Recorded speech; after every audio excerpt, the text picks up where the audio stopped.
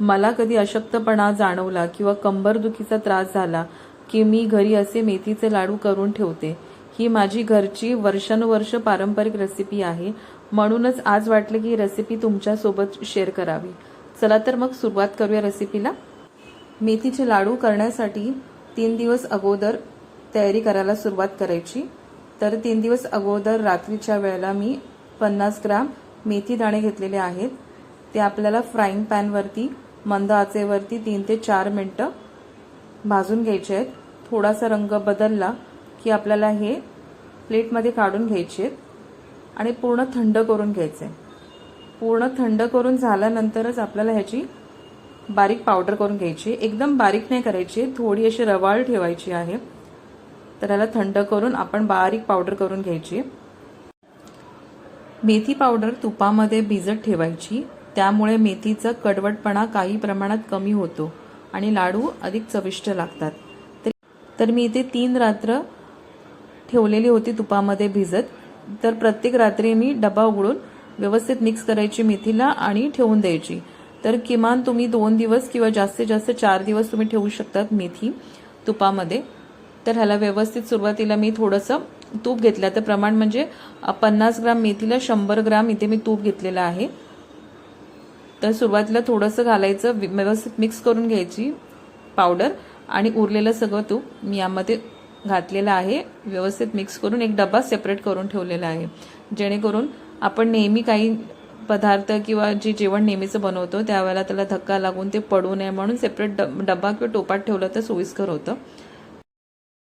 चौथ्या दिवशी सर्व जिन्नस भाजायला घ्यायचे। त्यासाठी जाडबुडाची कढई घ्यायची आहे आणि इथे सुकं खोबरं घेतलंय। प्रमाण आहे 2 वाट्या सुका खोबऱ्याच्या। ते किसून घ्यायचे आणि छान मंद आचेवरती भाजून घ्यायचे। ते छान खरपूस भाजून घ्यायचे, एकदम करपून टाकायचं नाहीये, कारण कच्चं ठेवलं तर जास्त दिवस लाडू राहणार नाहीत आणि जास्त करपवलं तर कडवटपणा येणार लाडूला। त्यामुळे असं छान गोल्डन रंग आला खोबऱ्याला तर बाजूला काढून घ्यायचे। यानंतर 2 मोठे चमचे आपण इथे खसखस घेतलेला आहे। 10 ते 15 ग्राम तुम्ही खसखस घेऊ शकता। तर त्याला छान परतून घ्यायचंय 2 ते 3 मिनिटं। कढई गरम असल्यामुळे बाकीचे जिन्नस पटकन भाजून होतात। तर 2 मिनिटांनंतर छान परतून घेतला, थोडासा हलका रंग आला की काढून घ्यायचे कढईमधून। यानंतर 1 चमचा आपल्याला तूप घ्यायचंय, त्यावरती 1 छोटी वाटी आपल्याला बदाम घ्यायचे आहेत। वजनीप्रमाणे अंदाजे 50 ग्राम घेऊ शकतात किंवा आवडत असेल तर जास्त प्रमाण वाढू शकतात। छान आतपर्यंत छान भाजले पाहिजे, चटचट अशी आवाज येतात बदामचे। जसे आपण तीळ भाजताना आवाज येतो ना, तसे बदाम भाजताना पण आवाज येतो। ते आवाज आले की आपल्याला प्लेटमध्ये काढून घ्यायचे।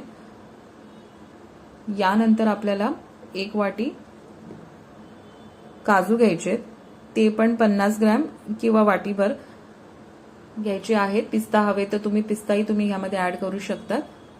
तर वाटीभर आपण इथे काजू ऍड केलेले आहेत, ते पण छान 2 मिनिटं परतून घ्यायचे आहेत। यानंतर 2 चमचे आपण तूप घेतलेलं आहे आणि त्यावरती पाव किलो खजूर पावडर आपण वापरणार आहोत। तुम्ही केमिस्टमध्ये घेऊ शकता, म्हणजे आयुर्वेदिक दुकानात सहज उपलब्ध आहे, किंवा खजूर आणून घरी मिक्सरमध्ये बारीक तुकडे करून मिक्सरला लावून त्याची पूड करू शकतात। तर ह्या पद्धतीने आपल्याला लो फ्लेमवरती भाजून घ्यायचंय। कढई थोडी गरम असेल तेव्हा भाजायचे, पटकन गरम कढईमध्ये टाकलं तर खालून करपू शकते पावडर, त्यामुळे थोडी काळजी घ्यायला लागते। तर हवं असेल तर तुम्ही पाव किलो तूप वाटीमध्ये वेगळं सेपरेट काढूनच ठेवा, त्यामुळे प्रत्येक जिन्नस भाजताना ते सोपं पडेल काढून घेताना कढईमध्ये तूप। तर छान असा रंग गडद आला, चांगलं भाजून झालं की परातीमध्ये पावडर काढून घ्यायची। नंतर 2 चमचे आपल्याला इथे तूप घ्यायचंय, त्यामध्ये डिंक भाजून घ्यायचं। तर डिंक एकसाथ भाजायचं नाही, एकसाथ भाजला की ते व्यवस्थित भाजला जात नाही, कचवट राहतो आणि खाताना मग चरचरीत असा स्वाद येतो। त्यामुळे थोडं थोडं करून आपल्याला डिंक भाजून घ्यायचंय। तर प्रमाण म्हणजे 1 वाटी भरून डिंक घेतलंय आणि वजनीप्रमाणे म्हटलं तर 80 ते 90 ग्राम तुम्ही किंवा फार फार तर 100 ग्राम एकूण घेऊ शकतात तुम्ही डिंक इथे। तर छान असा फुलतो डिंक, झालाय की नाही भाजून तो कसा कळणार, तर छान एकतर पहिला फुलतो आणि आपण चमचा असा आतमध्ये रुतवायचा, तो पूर्ण शेवटपर्यंत असा जातो, म्हणजे समजून जायचं की तो आतवर शिजलेला आहे डिंक। तर व्यवस्थित डिंक शिजल्यानंतर आपल्याला प्लेटमध्ये काढून घ्यायचं आहे। तर 2 ते 3 बॅचेसमध्ये हा डिंक मी भाजून घेतलेला आहे। तर जेवढं लागेल तेवढं तूप तिथे तुम्ही घेऊ शकतात, एक एक चमचा वाढून। तर अशा पद्धतीने सर्व डिंक भाजून मी एका प्लेटमध्ये काढून घेतलेला आहे। यानंतर आपण पीठ भाजून घेणार आहोत। तर त्यासाठी 2 ते 3 चमचे तूप घेतलेलं आहे आणि यामध्ये आपण 2 वाडगे गव्हाचं पीठ घेतलेलं आहे। तर पाव किलो जवळजवळ वजनीप्रमाणे तुम्ही पाव किलो पीठ घेऊ शकतात। तर पीठ सुरुवातीलाच तूप घालू नका, कारण आपण इथे मेथीची जी पावडर भिजत ठेवलेली होती तुपामध्ये ती ऍड करणार आहोत। तर त्याचा अंदाज घेऊनच तूप घाला। तर हे दोन्ही जिन्नस आपण एकत्र भाजून घेणार आहोत। तर हे सर्व आपल्याला मिश्रण एकत्र करायचंय सुरुवातीला आणि मंद आचेवरती भाजून घ्यायचंय। छान खरपूस भाजून घ्यायचंय। ह्याला मला 7 ते 8 मिनिटं लागली आहेत भाजायला। तर त्याप्रमाणे तुम्ही छान असा सुहास दरवळतो, अंदाज आपोआप येतो आपल्याला की पीठ छान भाजलंय। तर गुठल्या मोडून मोडून आपल्याला हे पीठ छान भाजून घ्यायचं आहे। अजिबात गुठल्या ठेवायच्या नाहीत कुठेही, नाहीतर कचवट चव येते। तर हे सर्व पीठ आपण परातीत काढून घेतलेलं आहे। यानंतर मिक्सरमध्ये आपल्याला डिंक भाजलेला आहे त्याच्यासोबतच खसखस वाटून घ्यायची आहे। तर छान अशी व्यवस्थित बारीक करून वाटा आणि ती या मिश्रणामध्ये मिक्स करूया।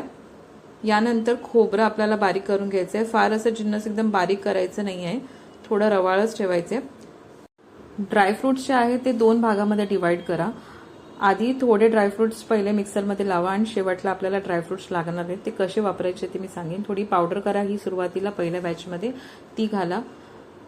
यामध्ये सुंठ पावडर हवं असेल तर तुम्ही घालू शकतात। इथे मी वेलची पावडर घातलेली 1 मोठा चमचा आणि गूळ घातलेला आहे। आता गूळ कसा घ्यायचा आहे, इथे मी अर्धा किलो गूळ घेतलेला आहे। अर्धा किलो घालून बघा, चव एकदा चेक करा। चव तुम्हाला जरा कडवट वाटत असेल किंवा तुम्हाला अजून गोड हवं असेल तर तुम्ही गुळाचं प्रमाण म्हणजे गुळाची पावडर वापरलेली आहे तर ती तुम्ही ते प्रमाण तुमच्या आवडीप्रमाणे कमी जास्त करू शकतात। पण एवढ्या पूर्ण प्रमाणाला मी अर्धा किलो गुळ पावडर घेतलेली आहे। गुळ पावडर सोपी जाते। तुम्ही गुळाचे ढेपही बारीक करून यामध्ये घालू शकतात। तर बिनपाकाचे हे लाडू आहेत, तर त्यामुळे मी इथे गुळ पावडरच प्रिफर करते। तर सुरुवातीला आपल्याला व्यवस्थित हे मिक्स करून घ्यायचंय। हाताने शक्यतो मिक्स होत नाही, सेपरेट होतं आणि त्याला एक चिकटपणा येण्यासाठी आपण बिनपाकाचं करतोय म्हणून मिक्सरचा वापर करणार आहोत। तर थोड्या थोड्या बॅचमध्ये आपल्याला हे मिक्सरमध्ये घालायचंय मिश्रण आणि ते थोडंसं असं चिवट झालं किंवा आकार घ्यायला त्यांनी सुरुवात केली की आपल्याला काढून घ्यायचंय। एकदमच आपल्याला बारीक करायचं नाहीये, नाहीतर तूप सुटेल लाडवाला। तर ह्याला बाइंडिंग येण्यासाठी म्हणून आपण 3 ते 4 बॅचमध्ये वाटून घेणार आहोत। जर तुम्हाला असं वाटतंय की कोरडं जास्त झालं आहे हे जिन्नस पूर्ण मिश्रण, तर तुम्ही थोडं जास्त वेळ मिक्सरमध्ये वाटू शकतात। पण सुरुवातीलाच एकदम बारीक वाटू नका, अंदाज घ्या, चेक करा की गोळा तयार होतोय की नाही आणि नंतरच तुम्ही त्याला किती प्रमाणात आपल्याला फिरवता येईल मिक्सर ती चेक करा। भलेही व्हिडिओमध्ये तुम्हाला दिसत असेल की मी थोडं थोडं गूळ पावडर ऍड करते, पण पूर्ण 500 ग्रामच वापरलेले आहेत। सुरुवातीला मी थोडं थोडं घालून बघितलं, कारण मला एकदमच कडवट नको होते लाडू आणि एकदमच गोड नको होते। थोडं तरी कडवटपणा असायलाच पाहिजे लाडवामध्ये, यासाठी मी सुरुवातीपासून थोडं थोडं थोडं थोडं घालून हे मी बघितलं प्रमाण किती लागेल आणि त्यानंतरच तुम्हाला मी फायनल सांगते की 500 ग्राम पूर्ण मी इथे गूळ पावडर वापरलेली आहे। तर हे आपलं मिश्रण तयार झालेलं आहे।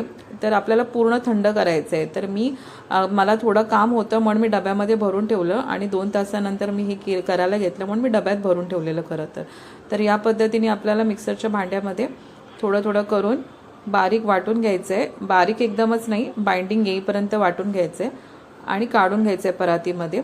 आणि शेवटला आपण जे ड्रायफ्रुट्स घेतलेले आहेत त्याची थोडीशी भरड काढायची, दाणे यायला पाहिजे, त्यासाठी आपण शेवटला ठेवलेली होते। तर आपण हे मिक्स केलेलं व्यवस्थित एकजीव झालेलं आहे। आता आपण गोळा किंवा जे काय मोठे छोटे जे काय तुम्हाला साईज हवेत लाडवांची ती करून घ्या। जास्त मोठे नसतात मेथी लाडू, कारण सर्व जे आपण जिन्नस वापरलेला आहे ते उष्ण आहे, त्यामुळे लिंबा एवढा जो आकाराचे आपल्याला लाडू तयार करायचे आहेत आणि डब्यात करून ठेवायचे। एवढ्या प्रमाणामध्ये 60 ते 70 लाडू सहज बनतात। ऑर्डरसाठी तुम्ही बनवत असाल तरीही फायदाच आहे। तर थोडे जास्त बनवले, मला बहिणीलाही द्यायची होती, तिची ऑर्डर होती त्यासाठी. तर अशा पद्धतीने करून पहा. आणि 12ही महिने हे लाडू खरं तर बनतात ह्या ना त्या कारणाने. पण खरंच कंबरदुखीसाठी किंवा इतर कोणतेही सांधेदुखीसाठी हा खूप छान पौष्टिक लाडू आहे. तर नक्की करून पहा आणि मला सांगा कसे झालेत लाडू ते.